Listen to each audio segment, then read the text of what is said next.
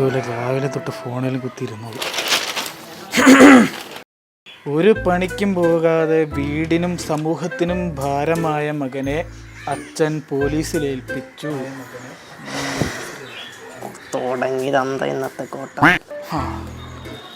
Award നേട്ടം അച്ഛന് സമർപ്പിച്ച് യുവപ്രതിഭ. അയാളുടെ യോഗം തൊണ്ടപ്പടി കേൾപ്പിക്കത്തൂല്ല. ഒന്നുകൂടെ വായിക്കാം.